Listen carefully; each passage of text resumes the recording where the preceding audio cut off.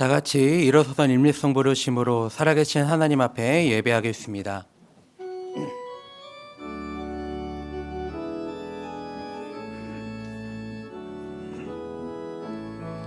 하늘의 문을 여소서, 이곳을 주목하소서.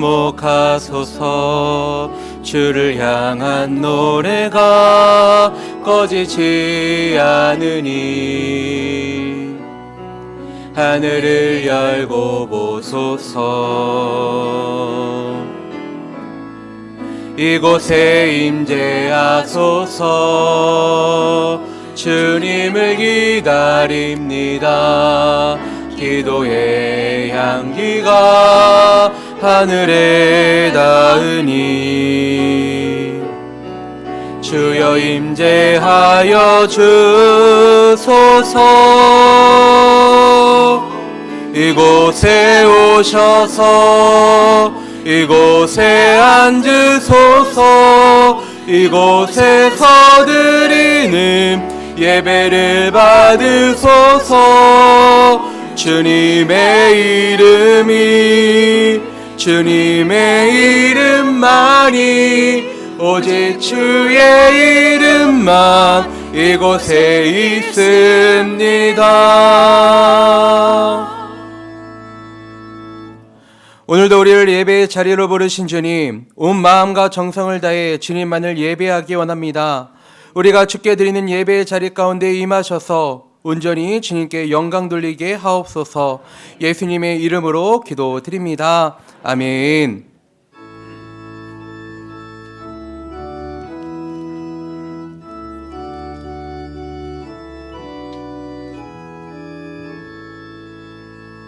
큰 영화로신 주 이곳에 오셔서 이 모인 자들로 주 백성 삼으사 그 중에 항상 계시고 그 중에 항상 계시고 큰 영광 나타내소서.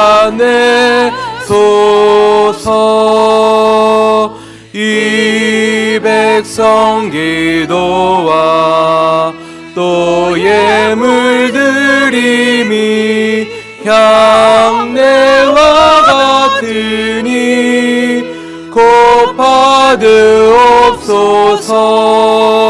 주 예수 크신 복음을 주 예수 크신 복음을 만 백성 듣게 하소서.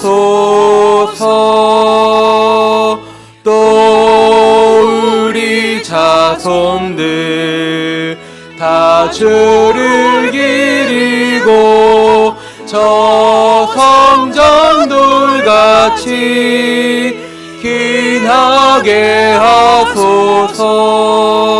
주 구원하신 능력을 주 구원하신 능력을 늘 끝날까지 주소서. 주 믿는 만민이 참 진리 지키며 예 성도들 같이 주 찬송하다가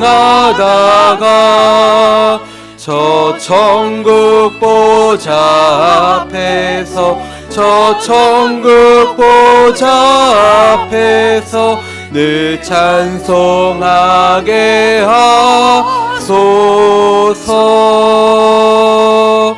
아멘.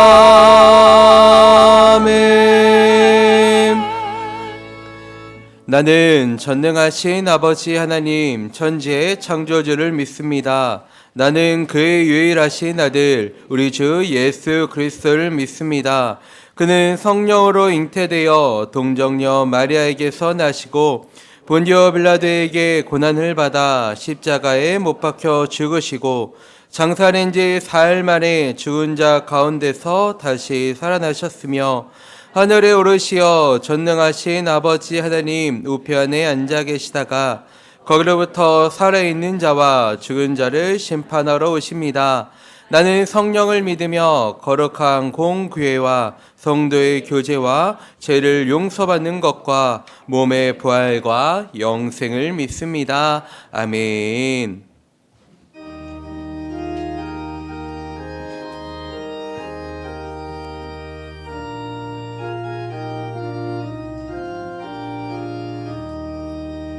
내 맘과 정성을 다하여서 주 너의 하나님을 사랑하라. 내 몸을 아끼고 사랑하듯 형제와 이웃을 사랑하라. 주께서 우리에게 명하시니 그 명령 따라서 살아가리. 널 미워 해치는 원수라도 언제나 너그럽게 사랑하라. 널 핍박하는 자 위에서도 신실한 마음으로 복을 빌라. 주께서 우리에게 명하시니 그 명령 따라서 살아가리. 나 항상 주님을 멀리하고 형제를 사랑하지 못하였다.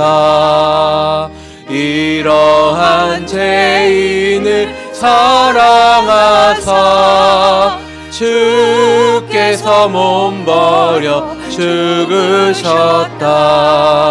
속죄의 큰 사랑 받은 이 몸 내 생명 다 바쳐 충성하리. 아멘.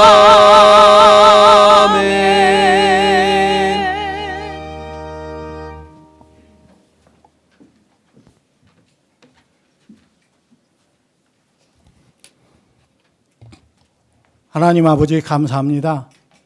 긴 연휴 가운데도 아버지 하나님께서 저희를 주님의 품에 품어 주셨다가 오늘 주의 제단에 이렇게 다 같이 모여서 예배할 수 있는 축복을 주셨사오니 아버지 하나님, 우리가 아버지 하나님의 크신 사랑과 은혜를 어찌 다 갚을 수 있겠습니까?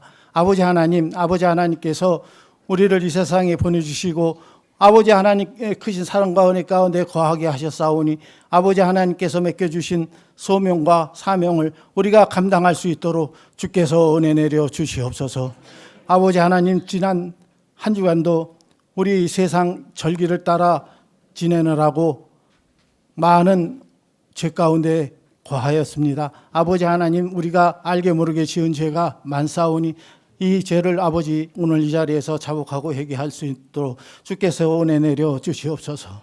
아버지 하나님, 우리 형제 자매들이 지금 많은 여러 곳에 고향에 가 있고 지방에 가 있으면서 또 해외에 나가 있는 자녀와 친지와 형제 자매들이 있습니다. 아버지 하나님, 이들을 아버지 속히 주님의 전으로 나올 수 있도록 주께서 붙잡아 주시고 저의 발걸음을 도우사 다음 주에 아버지 하나님 앞에 나와서 감사와 찬양으로 예배할 수 있도록 은혜 내려 주시옵소서. 아버지 하나님, 저희가 올해 주님 앞에 약속하고 우리가 속으로 간구하고 기도하는 여러 기도 제목이 있사온데 주님, 벌써 2달이 지나가고 있습니다. 언제 이렇게 시간이 갔는지 알지 못하는 가운데 많은 시간이 갔사오니 아버지 하나님, 우리가 아버지 하나님께 소원하고 아버지 하나님께 기도하고 약속한 모든 것이 올해 다 이루어질 수 있도록 주님께서 은혜 내려 주시옵소서. 아버지 하나님, 우리 후암백합교회 모든 성도들이 다 같이 함께 일어나 함께 가자 하는 표로서 한 기도 제목으로 나가고자 합니다. 아버지 하나님, 올해에는 모두 다 같이 한 마음 한 뜻으로 주님께서 우리에게 맡기신 소명을 완수할 수 있도록 주님께서 은혜 내려 주시옵소서. 오늘 이 자리에 같이 참석하지 못한 우리 성도들이 있습니다. 지금 병원에 계신 분도 있고 집에서 신음하신 가운데 있는 분도 있고 또 요양원에 계시는 분들도 있고 많은 가운데 저들이 어디에서 무엇을 하고 있는지 저희들이 다 알지 못하는 가운데 있습니다. 아버지, 작은 신음에도 응답하시는 주님이시여, 주님께서 그들의 연약하고 아프고 힘든 저들의 사연들을 아버지 하나님께서 들어주시고 저들의 기도에 응답하여 주시사 아버지 하나님의 크신 사랑 가운데 완치될 수 있고 다 나을 수 있고 아버지 하나님 앞에 나와 찬양과 기도로 영광 돌릴 수 있는 시간이 되도록 주님께서 은혜 내려 주시옵소서. 아버지 하나님, 오늘 이 예배에 아버지 하나님께서 같이 임재하시는 가운데 예배를 드리고자 합니다. 아버지 하나님, 이 예배에 아버지 하나님의 큰 사랑과 은혜가 같이 하시는 가운데 우리 많은 성도님들이 아버지 하나님께 신령과 진정으로 예배드릴 수 있는 이 시간이 되도록 은혜 내려 주시옵기를 간절히 원하옵나이다. 아버지 하나님, 할렐루야 성가대에 아버지 하나님께 드리는 이 성가에 아버지 하나님께서 힘과 아버지 하나님의 크신 은혜로 같이 하여 주시사 저들의 부르는 찬송과 그 예배드리는 모든 시간이 아버지 하나님께 크신 사랑과 은혜 가운데서 같이 모든 것이 주님의 뜻 가운데 이루어지기를 간절히 원하오며 아버지 하나님, 모든 말씀을 주 예수 그리스도로 감사하며 기도드리옵나이다.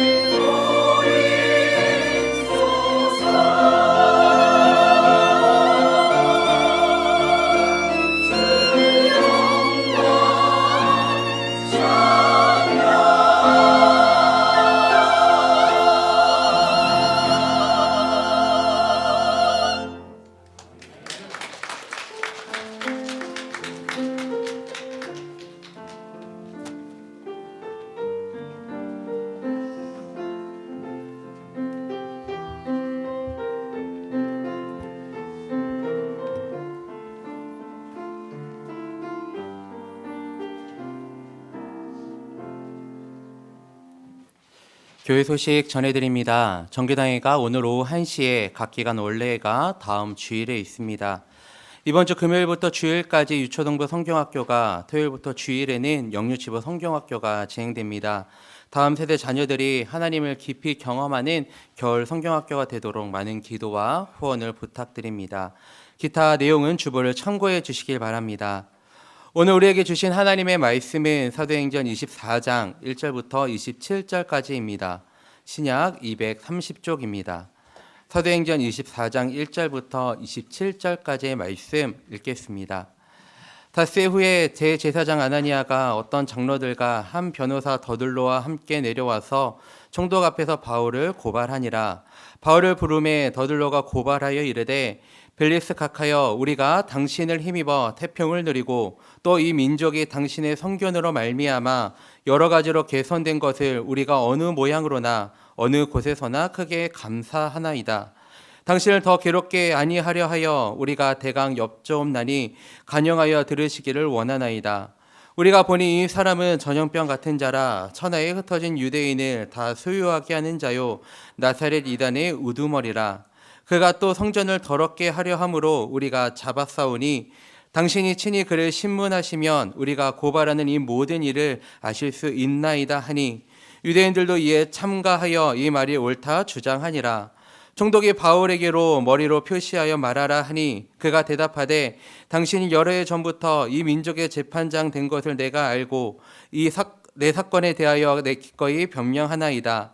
당신이 아실 수 있는 바와 같이 내가 예루살렘에 예배하러 올라간 지 열 이틀밖에 안 되었고 그들은 내가 성전에서 누가 변론하는 것이나 해당 또는 시중에서 무리를 선동하게 하는 것을 보지 못하였으니 이제 나를 고발하는 모든 일에 대하여 그들이 능히 당신 앞에 내세울 것이 없나이다. 그러나 이것을 당신께 고백하리이다. 나는 그들이 이단이라 하는 도를 따라 조상의 하나님을 섬기고 율법과 선지자들의 글에 기록된 것을 다 믿으며 그들이 기다리는 바 하나님께 향한 소망을 나도 가졌으니 곧 의인과 악인의 부활이 있으리라 함이니이다. 이것으로 말미암아 나도 하나님과 사람에 대하여 항상 양심의 거리낌이 없기를 힘쓰나이다. 여러 해 만에 내가 내 민족을 구제할 것과 재물을 가지고 와서 드리는 중에 내가 결례를 행하였고 모임도 없고 소동도 없이 성전에 있는 것을 그들이 보았나이다.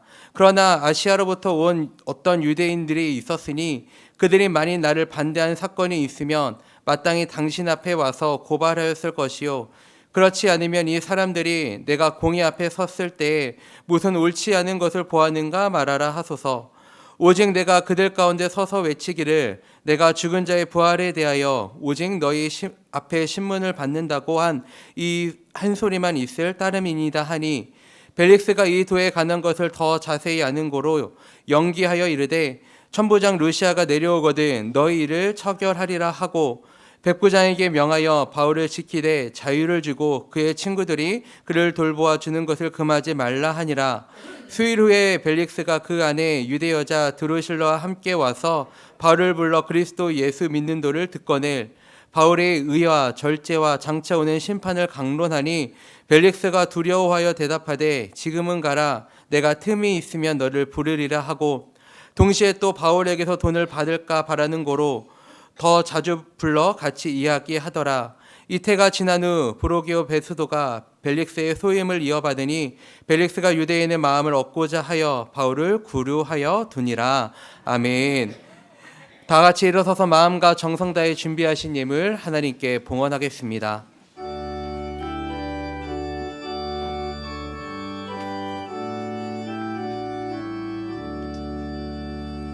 내게 있는 모든 것을 아낌없이 드리네.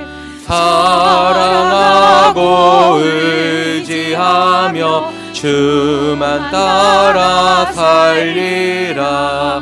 주께 드리네.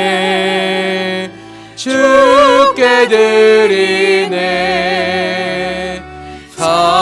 사랑하는 구주 앞에 모두 드리네. 내게 있는 모든 것을 겸손하게 드리네. 세상 욕심 멀리하니 나를 받아주소서. 주께 드리네, 주께 드리네. 사랑하는 구주 앞에 모두 드리네. 내게 있는 모든 것을 주를 위해 드리네. 주의 성령 충만하게 내게 내려주소서. 주께 드리네, 주께 드리네. 사랑하는 구주 앞에 모두 드리네.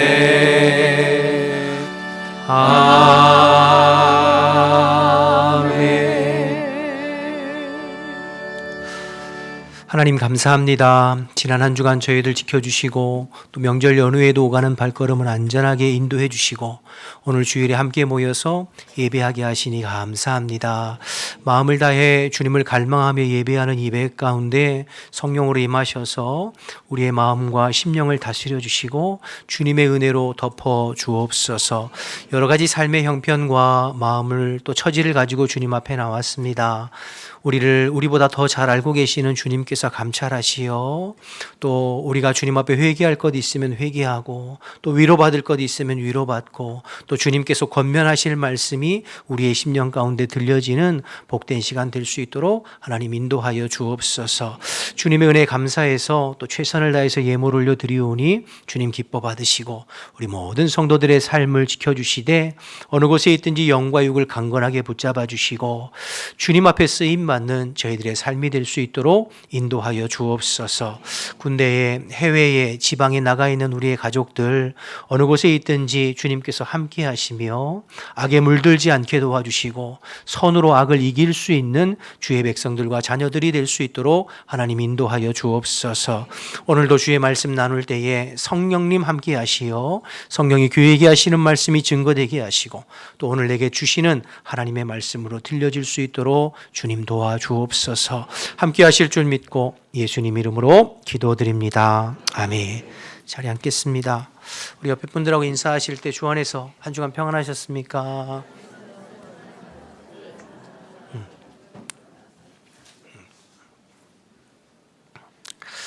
우리는 지난주에 바울이 예루살렘에서 가이사랴로 압송되는 내용들을 살펴보았습니다. 유대인들 안에 바울을 죽이려고 하는 40명의 결사대가 조직되었죠. 그렇죠? 바울을 죽이기 전에는 내가 먹지도 마시지도 않겠다고 하는 결사대가 조직되었습니다. 그리고 이제 천부장을 속여서 바울을 유인한 후에 이제 조용히 몰래 암살하려는 계획을 가지고 있었죠. 그런데 때마침 바울의 조카가 이 사실을 알게 되었고, 그리고 이 사실을 바울에게 그리고 천부장에게 보고해 줌으로 말미암아 천부장 글라우디오 루시아라고 하는 사람이 로마 시민권자인 바울을 보호하기 위해서 예루살렘에서 당시 로마 총독이 주둔하고 있던 그 가이사랴로 이제 470명의 군인을 동원해서 군대를 동원해서 그를 안전하고 신속하게 이제 호송하고 이송하는 내용을 지난주에 우리가 살펴보았습니다. 오늘 말씀은 가이사랴에 그렇게 압송된 바울이 이제 가이사랴에 구금된 지 5일 만에 총독 벨릭스 앞에서 재판받는 내용이 이제 오늘 본문인데요. 1절에 이렇게 시작합니다. 1절부터 보실까요? 1절에 닷새 후에 대제사장 아나니아가 어떤 장로들과 한 변호사 더둘로와 함께 내려와서 총독 앞에서 바울을 고발하니라. 바울이 가이사랴로 압송된 지 이제 닷새 만에 예루살렘에서 대제사장 아나니아와 장로들이 더둘로라고 하는 변호사를 대동해서 쫓아왔어요. 원래 이 사람들은 예루살렘에서 사내들인 공회에서 바울을 한번 신문했던 사람들이죠. 그리고 40명의 결사대와 함께 바울을 죽이려고 같이 공모했던 사람들이에요. 그런데 천부장이 바울을 그 가이사랴로 빼달렸다는 사실을 알고 이제 급히 가이사랴 총독 앞에까지 와서 그를 이제 고발하게 된 거죠. 근데 주목할 것은 그들이 더둘로라고 하는 변호사를 대동하고 왔다는 점입니다. 여러분, 사실 이 산헤드린 공회원 대제사장과 이 장로들은 법에 대해서는 전문가들이에요. 항상 유대 율법과 유대 법을 가지고 다른 사람들을 재판하는 일을 했던 사람들이 대제사장과 이 산헤드린 공회원이거든요. 그런데 그들이 이제 변호사를 함께 대동해 왔다는 이야기는 이제 로마의 총독 앞에서 재판을 받아야 되니까 유대법뿐만 아니라 로마법에도 능통한 소위 말하는 국제 변호사를 선임해가지고 총독 앞에 함께 데리고 온 것이죠. 그러니 이 더둘로라고 하는 사람이 얼마나 유능하고 말 잘하고 똑똑한 사람인가 알 수 있는 거예요. 대제사장과 산헤드린 공회가 일픽으로 뽑은 사람이 더둘로라고 하는 사람이잖아요. 그러니까 이가 얼마나 이제 똑똑하고 유능하고 또 실력 있는 사람인지를 우리가 미루어 짐작하여 알 수 있는 거죠.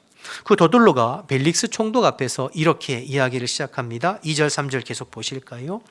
바울을 부르매 더둘로가 고발하여 이르되 벨릭스 각하여 우리가 당신을 힘입어 태평을 누리고 또 이 민족이 당신의 선견으로 말미암아 여러 가지로 개선된 것을 우리가 어느 모양으로나 어느 곳에서나 크게 감사하나이다. 말 잘하는 변호사 더둘로가 기분 좋은 말로 이제 벨릭스 총독의 귀를 즐겁게 먼저 하는 거죠. 마음을 흐뭇하게.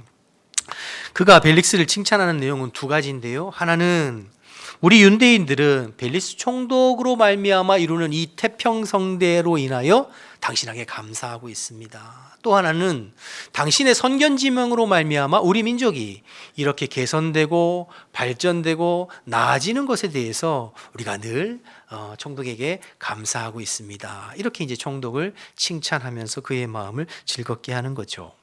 그리고 이어지는 5절에서 8절까지는 이제 바울을 고소하는 내용인데요.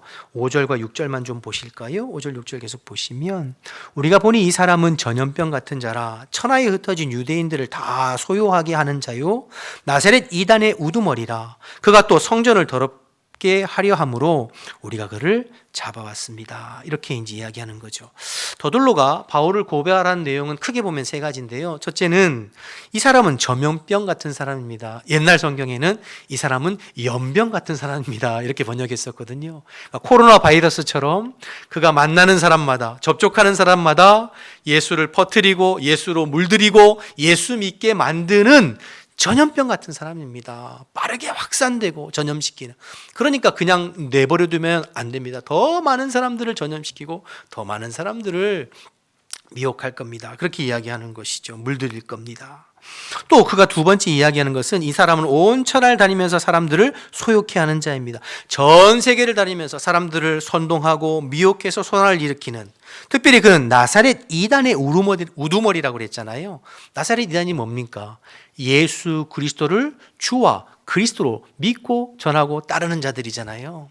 로마 황제를 큐리오스 주로 시인하는 자들이 아니라 십자가에 못 박혀 죽은 예수를 주로 시인하는, 그리고 전하는 그 나사렛 이단의 우두머리다.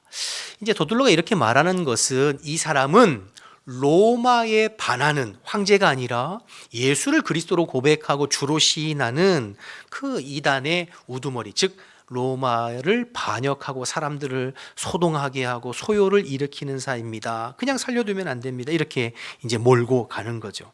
마지막 세 번째, 이 사람은 성전을 더럽히려고 하는 사람입니다. 로마에서 공식적으로 인준하고 인정한 우리 유대교의 성전을 더럽히고 우리 유대교의 체제를 뒤흔들고 무너뜨리려고 하는 그러한 악한 사람입니다. 이렇게 이제 이야기를 몰고 가는 것입니다. 한쪽으로는 벨리스 총독에게 아첨하는 말로 벨릭스의 환심을 사려 하고, 한쪽으로는 바울 이 사람은 사람들을 선동해서 로마를 반역하고 또 유대교를 무너뜨리려고 하는 위험한 인물이니 반드시 죽여야 됩니다. 그래서 유죄 판결을 끌어내려고 하는 더둘로의 모습입니다. 참 어떻게 보면 그럴듯해 보이지만 이 더둘로의 말은 완벽한 아첨이요 완벽한 거짓말입니다.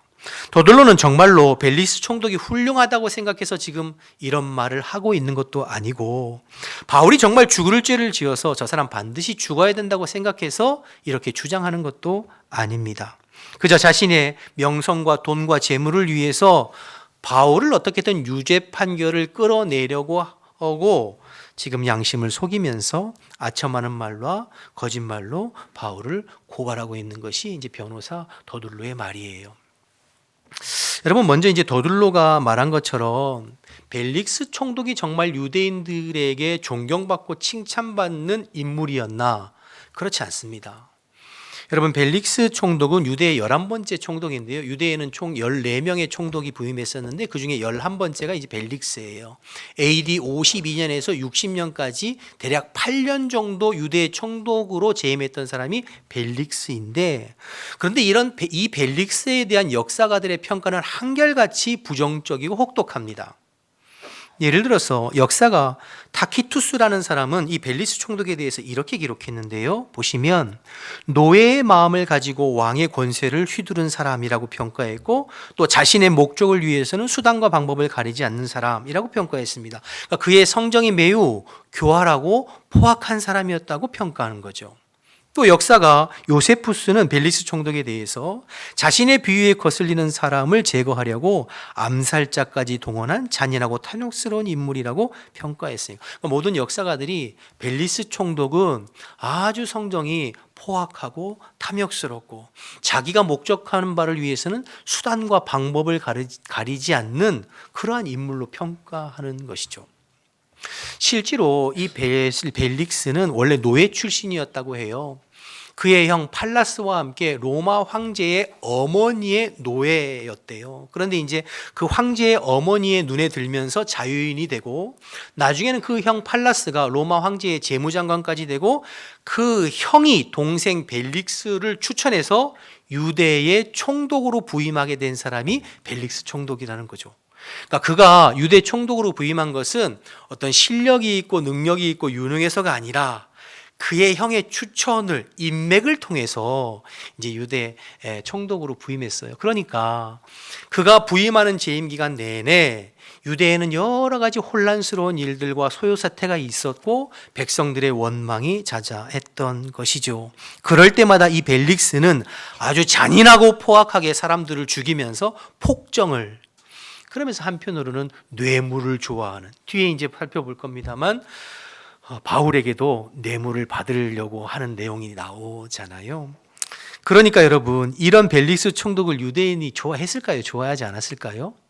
아무도 좋아하지 않았죠. 실질적으로 이 8년 동안 계속해서 납비들을 통해서 탄원서들이 제출되어지고, 결국에는 뒤에 이제 27절에도 나옵니다만 8년 만에 베스도 총독으로 총독이 바뀌어요. 그러니까 로마 황제의 소환을 받아서 총독의 자리에서 물러나는 그 인물이 이제 벨릭스 총독입니다. 그러니 지금 예루살렘에서 내려온 더둘로라고 하는 변호사가 하는 말, 당신 때문에 우리나라가 이렇게 태평성대를 이룬 것에 대해서 감사합니다. 또 당신 때문에 우리 민족이 이렇게 여러 가지 면에서 발전되고 또 개선되는 것에 대해서 감사합니다. 이 말은 새빨간 거짓말이요, 완벽한 아첨이라는 거죠.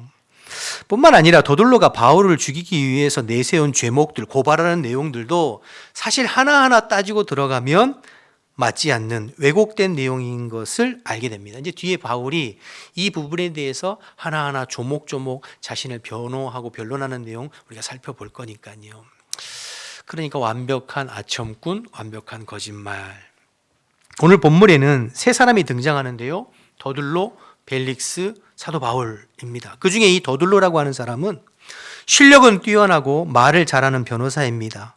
대제사장과 유대 장로들에게 원픽으로 선택할 만큼 유능한 사람이에요. 그래서 세상적으로는 지위도 있고 부와 명예와 실력을 인정받는 사람인지는 몰라도 바른 신앙을 소유하지 못한 아첨꾼이요, 말쟁이라는 것을 알게 됩니다. 자신의 이익과 명성을 위해서 온갖 사탕발림으로 사람을 추켜 세우기도 하고, 또 없는 말을 지어내서 진실을 왜곡하고 무고한 사람들에게 죄를 뒤집어 씌워서 죽이는 일에 가담하고 있는 인물이 이 더둘로라고 하는 사람이죠. 하나님 주신 재능과 실력을 악한 일에 지금 쓰임 받고 있는 사람이 변호사 더둘로입니다. 하나님 나라를 가로막는 일에 쓰임 받는, 그러니까 실력은 있지만 바른 신앙은 없는 인물이 더둘로라고 하는 사람이죠. 사랑하는 여러분, 우리가 하나님 앞에 쓰임 받고 우리의 인생을 값진 인생으로 살기 위해서 우리에게 두 가지가 필요합니다.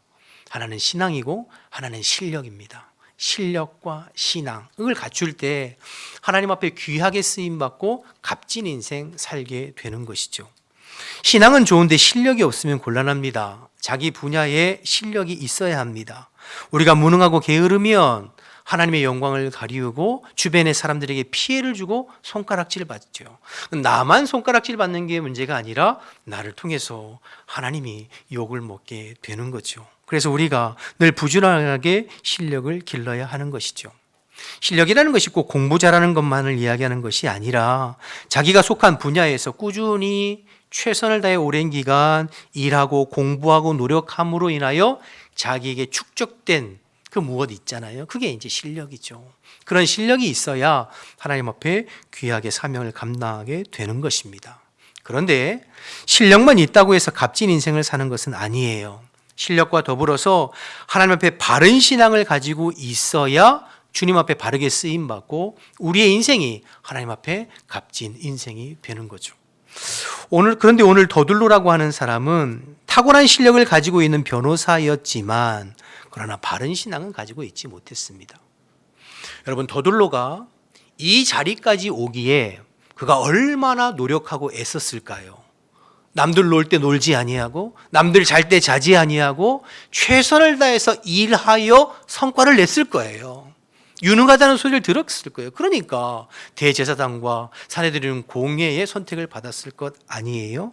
그런데 이 더둘로는 주님이 주신 그 재능과 실력을 가지고 악한 날에 악하게 쓰임받고 있다는 점입니다. 하나님의 사람을 핍박하고 죽이는 일에 쓰임받고 있다는 점이죠. 자신이 그렇게 노력하고 힘쓰면서 기른 실력이 하나님 나라와 복음을 위해 쓰임받는 것이 아니라 하나님 나라와 복음을 방해하고 가로막는 데 쓰임받고 있다는 점이에요. 왜요? 바른 신앙을 갖추지 못했기 때문이죠.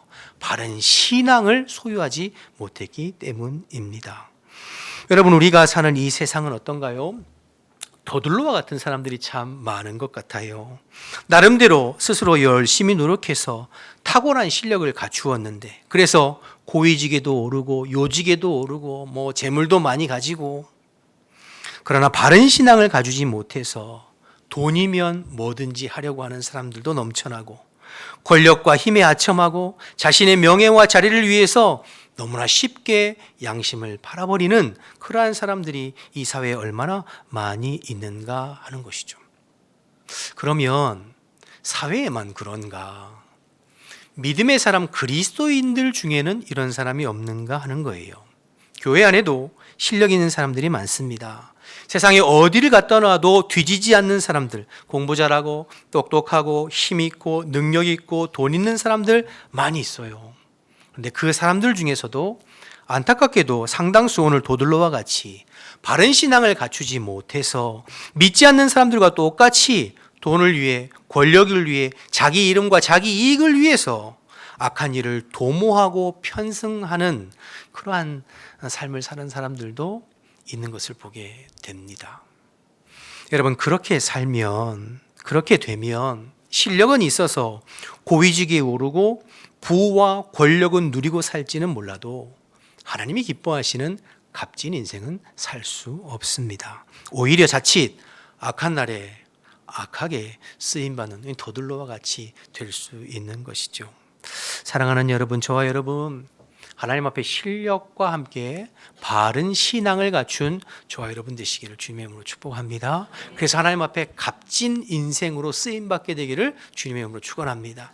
특별히 이 말씀 준비하면서 제 마음 가운데 우리의 자녀들을 우리가 기를 때 여러분의 자녀들, 여러분의 손주들, 우리 교회 다음 세대들을 우리가 어떤 사람으로 기르고 중보하고 마음 써야 할지 하나님 앞에 신력과 바른 신앙을 가진 주의 일꾼으로 기르기 위해서 우리가 기도하고 중보하고 마음 쓰는 저와 여러분이 되어야 될 줄로 믿습니다. 그래야 하나님 앞에 값진 인생 되는 거죠.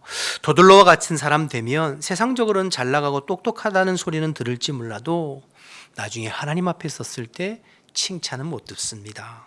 실력과 더불어 바른 신앙이 되어야 하나님 앞에 섰을 때 바르게 칭찬받는 거죠. 저와 여러분 그리고 우리의 자녀들, 우리 교회의 다음 세대들이 실력과 신앙을 겸비한 하나님의 일꾼으로 세워져 갈 수 있도록 우리 스스로도 노력하고 우리 자녀들을 그렇게 기르는데 마음 쓰고 기도하는 우리 모두 되기를 주님의 이름으로 축복합니다. 본문의 사도 바울이 딱 그런 사람이었어요. 실력과 바른 신앙을 겸비한. 10절부터는 바울이 더둘로가 고발한 내용에 대해서 스스로 변론하고 변호하는 내용이 쭉 이어지는데요. 한번 살펴보겠습니다. 10절부터 보실까요? 총독이 바울에게 머리로 표시하여 말하라니, 이 벨릭스 총독이 얼마나 이 사람 됨이 어떤지를 아는 거죠. 머리로 거만하게, 야 얘기해봐, 네 차례야, 이렇게 이제 하는 거죠. 그가 대답하되, 바울이 대답하여 당신이 여러 해 전부터 이 민족의 재판장이 된 것을 내가 알고 내 사건에 대하여 기꺼이 변명하나이다. 여러분, 바울의 말과 더둘로의 말을 비교해 보면 바울은 벨리스 총독의 귀에 즐거운 소리를 한마디도 안 해요. 그렇죠? 아첨하는 말을 한마디도 안 해요. 지금 바울은 피고인으로 재판받고 있어요. 그리고 그 재판을 책임지고 판결을 책임지는 사람이 벨릭스 총독이에요. 그러면 오히려 그의 마음에 들도록 노력해야 되잖아요. 그런데 바울은 오히려 변호사 더둘로와는 전혀 반대로 있는 그대로의 이야기만을 이야기하지 벨릭스에게 아첨하고 아부하는 말을 전혀 하지 않습니다. 그러니까 더둘로와 바울의 이제 모습이 비교되는 거죠. 계속 보실까요? 11절. 당신이 아실 수 있는 바와 같이 내가 예루살렘에 예배하러 올라간 지 열이틀밖에 안 되었습니다. 3차 전도여행 마치고 예루살렘으로 복귀한 지 12일 됐대요. 그 12일 중에 5일을 가이사라에서 지금 구금되어 갇혀 있었어요. 그러니까 예루살렘에 실질적으로 바울이 있었던 기간은 7일, 일주일밖에 없었던 거죠. 그러니까 지금 더둘로를 포함해서 나를 고발하는 사람들처럼 내가 사람들을 선동하기 위해서 회당에 들어가고 또 성전에 들어가고 거리에서 사람들과 변론하면서 사람들을 선동할 시간적인 여유도 없었고 그럴 마음도 없었습니다. 또 내가 그렇게 한 것을 저들이 보지도 못했습니다. 증거도 없고 증인도 없습니다. 이렇게 얘기하는 거죠. 13절. 이제 나를 고발하는 모든 일에 대하여 그들이 능히 당신 앞에서 내세울 것이 하나도 없다는 거죠. 증거도 없고 목적자도 없고. 왜요? 바울은 그런 적이 없거든요. 그럴 마음도 시간도. 그러나 내가 당신에게 고백할 것이 하나 있는데요. 14절 보시면 그러나 이것을 당신에게 고백하리니 하리이다. 나는 그들이 이단이라고 하는 도, 그 도가 뭡니까? 예수 그리스도를 믿는 복음의 도죠. 그 도를 따라 조상 하나님을 섬기고 율법과 선지자들의 글에 기록된 것을 다 믿습니다. 내가 그리스도의 도를 따라 우리 조상들이 하나님을 나도 믿고 그 조상들을 통해 주신 율법과 선지자의 모든 글을 내가 다 믿습니다. 그리고 그 율법과 선지자가 가르치고 그 율법과 선지자의 글을 성취하여 오신 그리스도를 내가 믿습니다. 이렇게 나가는 거죠. 그러면서 15절에 그들이 기다리는 바 하나님께 향한 소망을 나도 가졌으니 곧 의인과 악인의 부활이 있으리라 함이니이다. 그러니까 무슨 말이냐면 저들은 지금 나를 이단이라고 정죄하고 이단의 괴수라고 몰아붙이고 있지만 나는 저들과 똑같이 우리 조상의 하나님을 믿고 우리 조상의 모든 율법과 선지자의 글을 다 믿습니다. 그리고 그 율법과 선지자의 글을 성취하여 이 땅에 오신 그리스도를 믿고 우리 조상들이 그렇게 소망하는 의인과 악인의 부활을 믿습니다. 의인은 부활하여 영원한 천국에 이르고 악인은 부활하여 하나님의 심판에 이르는 영원한 지옥에 이른다는 것을 내가 분명히 믿습니다. 그리고 그 하나님의 약속을 성취하러 오신 분이 바로 예수님이고 그 예수님의 부활을 전한 것뿐입니다. 이렇게 이제 바울이 논리를 하는 거죠.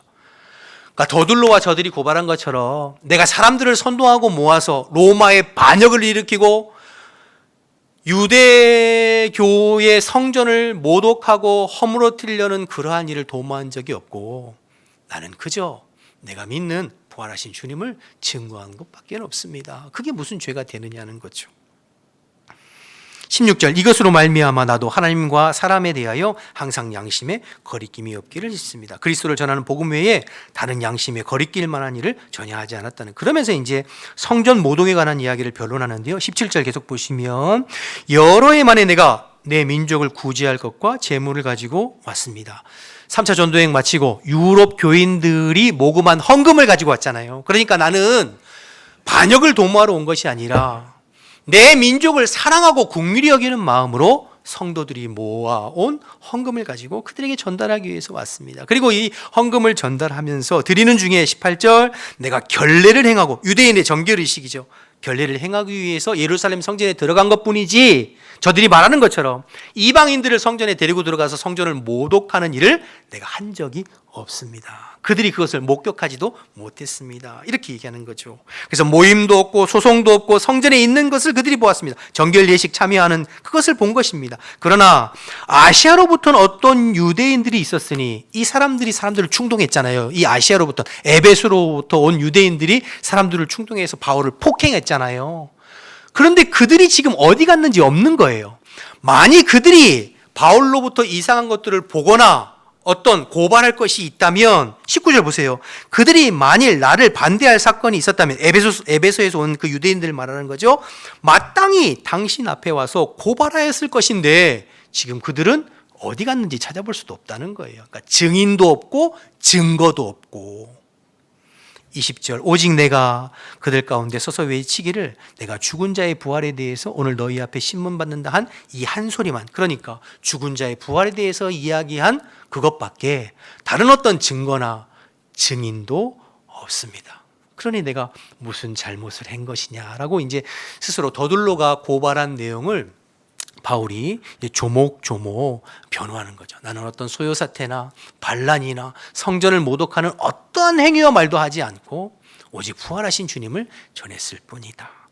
여러분 보세요. 바울이 지금 처음부터 끝까지 완벽한 논리로 조목조목 더둘로의 고발을 반박하면서 스스로를 변호하고 있습니다. 그러니까 하나님 앞에 신앙과 실력을 갖춘 자의 모습을 보여주고 있는 것이죠. 누구 앞에서든지 예수 그리스도의 부활의 복음에 대해서는 당당하게 증거하는 바른 믿음과 신앙을 갖추었고, 또 상대방의 말도 안 되는 억지 주장에 대해서 하나하나 조목조목 반박하면서 변호할 수 있는 실력을 갖춘, 신앙과 실력을 갖춘 바울의 모습이죠.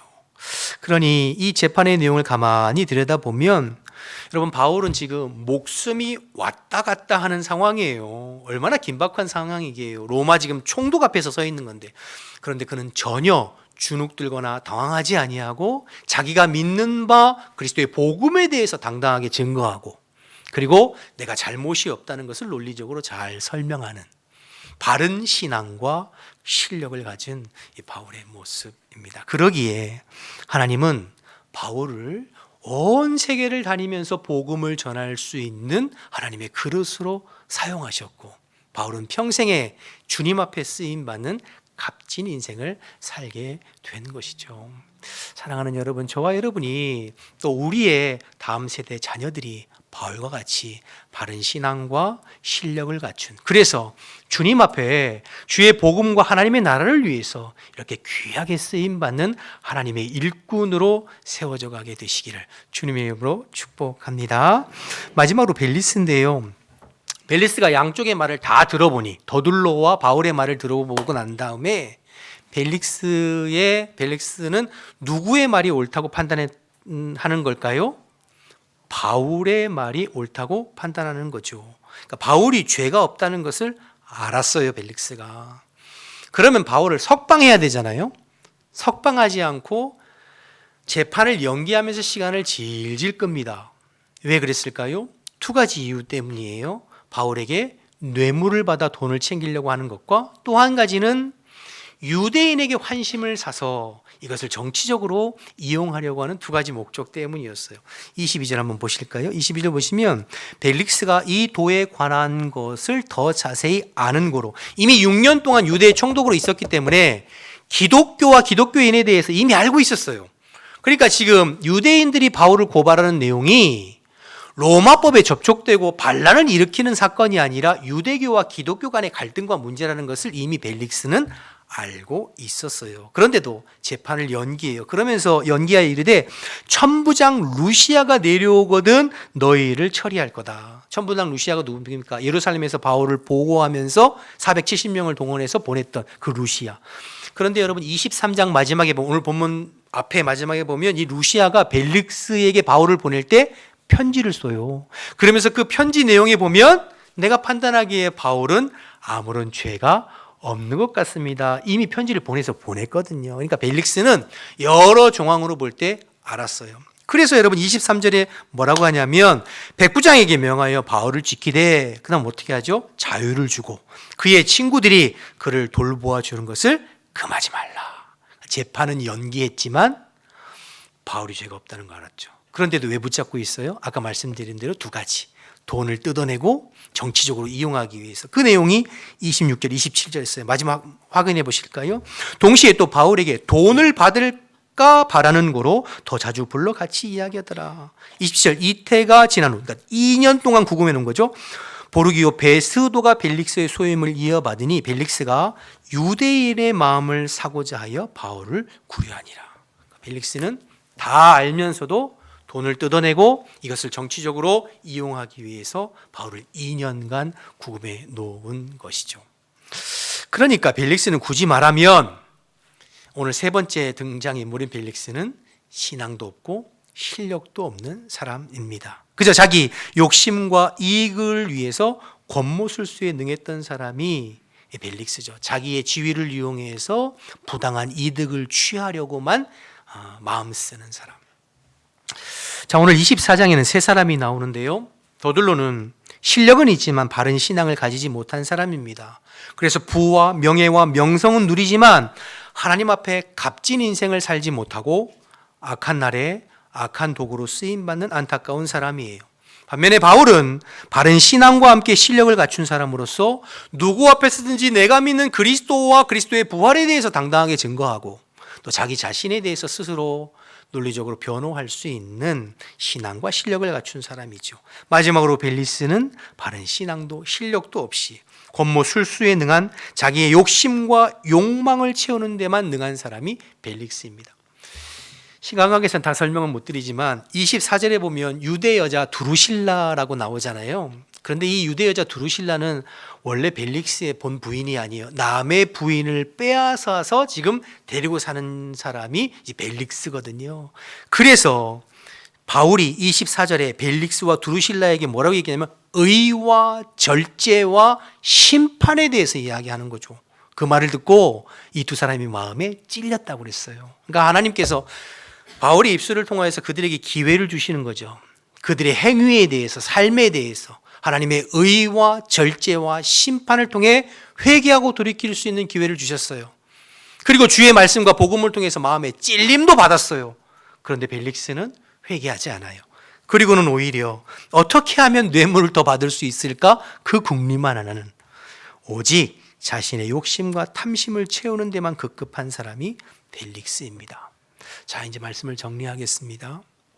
오늘 이 사도행전 24장을 통해서 하나님께서는 세 사람의 이야기를 저와 여러분에게 들려주셨습니다.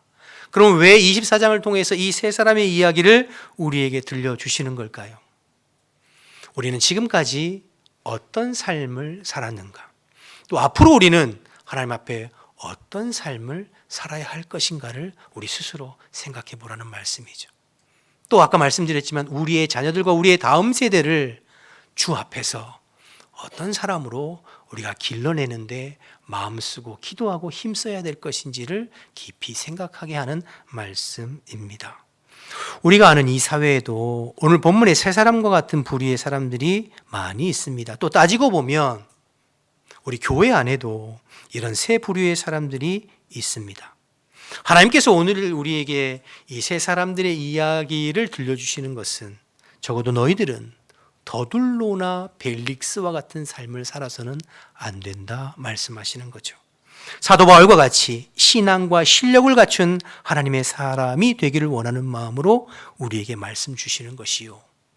우리에게 맡겨주신 우리의 자녀와 우리의 다음 세대를 바울처럼 바른 신앙과 바른 실력을 통하여서 하나님 앞에 값진 인생 살도록 우리가 마음 쓰고 기도해야 될 것을 주님께서 우리에게 말씀하시는 것은 아닌가 생각되어져요. 여러분, 우리가 우리의 자녀들을 기를 때 그들의 실력을 길러서 세상에서 인정받고 성공하기를 원하는 마음으로 얼마나 열심히 가르치고 돈을 쓰고 애를 씁니까? 그런데 그것에 비해서 정작 그들이 바른 신앙을 가질 수 있도록 우리가 기도하고 마음 쓰고 애쓰고 가르치는 것은 상대적으로 소홀한 것이 아닌가 생각이 되어집니다. 바라기는 저와 여러분 스스로뿐만 아니라 우리의 자녀들의 삶이 더둘로와 벨릭스 같이 되지 아니하고 사도 바울처럼 바른 신앙과 믿음 그리고 온전한 실력을 갖춤으로 말미암아 하나님 앞에 하나님 나라와 복음을 위해서 귀하게 쓰임 받는 값진 인생 살아가는 저와 여러분과 우리의 자녀들, 우리 교회 다음 세대 되기를 주님의 이름으로 축복합니다. 우리 다 같이 일어나셔서 찬양하고 기도하겠습니다.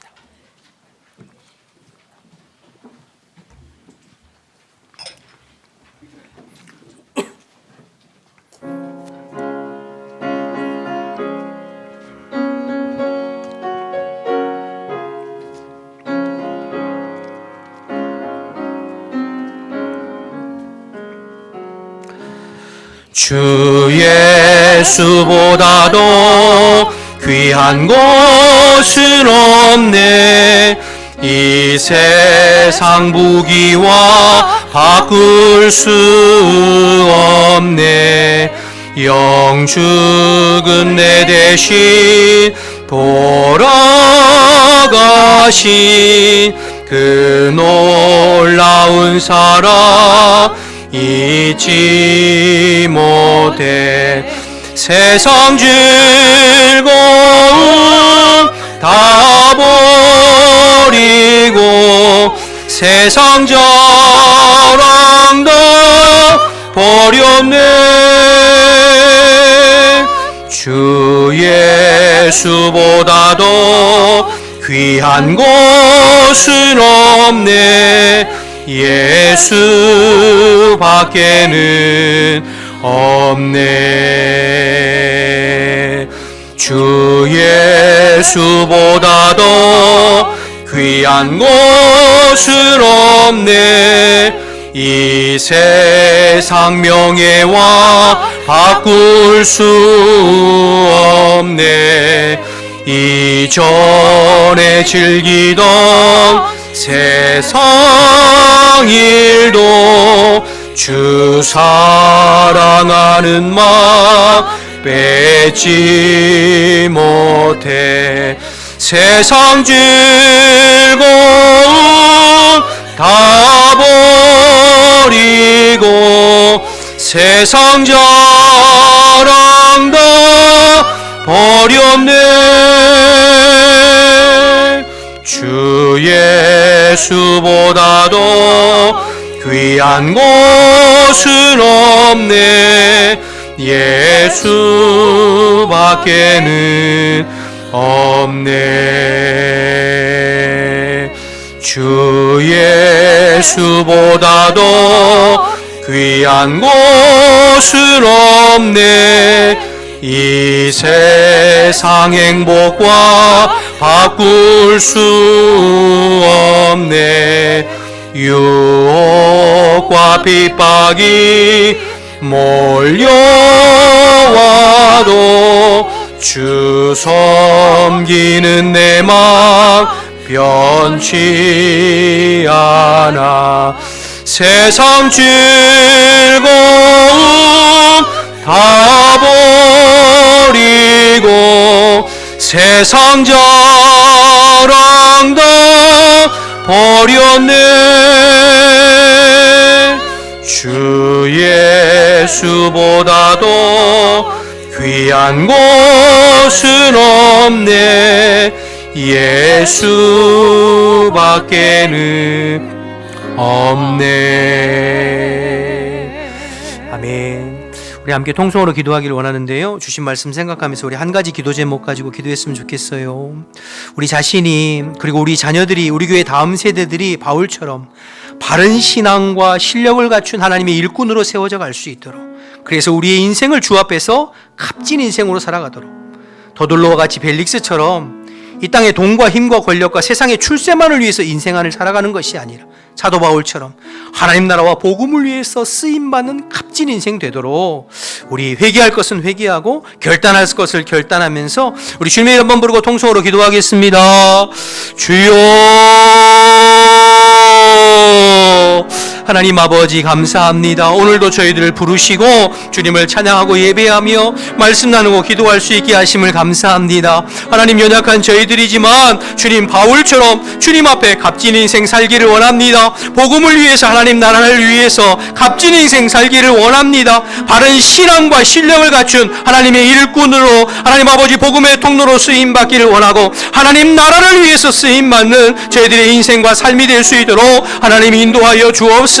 무엇보다도 우리의 자녀들, 우리 교회의 다음 세대들을 주님 손에 의탁하고 의지합니다. 하나님 저들이 더둘로와 벨릭스의 삶을 쫓아가는 것이 아니라 사도 바울과 같이 주님 앞에 구별된 삶을 살아가고 주님 앞에 쓰임받는 아버지 값진 삶을 살아갈 수 있도록 하나님 인도하여 주옵소서. 어려서부터 믿음 안에 신앙 안에 바른 신앙으로 준비될 수 있도록 주님 인도하여 주시옵시고 실력을 갖춘 하나님의 일꾼으로 전 세계를 다니면서 하나님 나라와 복음을 위해서 쓰임받는 하나님 우리의 자녀들, 우리의 다음 세대들 하나님 되어줄 수 있도록 하나님 인도하여 주옵소서. 이 일을 위해서 우리가 더 기도하게 하시고 이 일을 위해서 더 힘쓰고 마음 쓰는 저희들 될 수 있도록 하나님 인도하여 주옵소서. 그래서 우리 교회와 우리 교회의 자녀들과 다음 세대를 통하여서 하나님 나라를 위해서 귀하게 쓰임받는 사도 바울과 같은 아버지 귀한 일꾼들이 많이 세워져 갈 수 있도록 하나님 인도하시고 도와주시고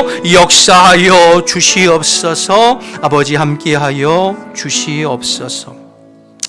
하나님 감사합니다. 오늘도 저희들에게 말씀해 주셔서 감사합니다. 우리가 더둘로와 벨릭스를 쫓아가는 삶이 아니라 사도 바울처럼 바른 신앙과 믿음을 가지고 또 실력을 갖추어 주님 나라와 복음을 위해서 쓰임받는 주의 일꾼들 될 수 있도록 인도하여 주옵소서. 특별히 우리의 자녀들과 우리 교회 다음 세대들을 주님 손에 올려드립니다. 바른 신앙과 믿음 안에서 실력을 갖추어 사도 바울처럼 전 세계를 누비며 하나님 나라와 복음을 위해서 쓰임받는 바른 일꾼들이 우리의 자녀와 다음 세대를 통해서 불릴듯 일어날 수 있도록 하나님 인도하여 주옵소서. 하나님 저희들이 회개합니다. 실력 기르는 데만 마음 썼지 저들에게 바른 믿음과 신앙이 들어가도록 기도하고 힘쓰지 못한 것을 주님 용서하여 주시고 지금이라도 우리가 기도하면서 우리의 자녀들을 위해서 하나님 이 일에 마음 쓰는 우리 모두가 될 수 있도록 인도하여 주옵소서. 겨울 수련회와 성경학교가 진행되어지는데 이 일을 위해서 힘쓰는 주의 종들과 교사들에게 성령의 충만함을 덧입혀 주시어서 우리의 다음 세대들과 자녀들에게 하나님 믿음과 말씀을 가르치는데 잘 감당해보는 주의 종들이 다 될 수 있도록 하나님 인도하여 주시옵소서. 이제는 우리 주 예수 그리스도의 은혜와 하나님 아버지의 크신 사랑과 성령의 교통하심이 바른 믿음과 실력을 가지고 사도 바울과 같이 쓰임받기를 결단하는 우리 모든 성도들과 저들의 자녀들 가운데 지금부터 영원토록 함께 하시기를 간절히 축원하옵나이다. 아멘.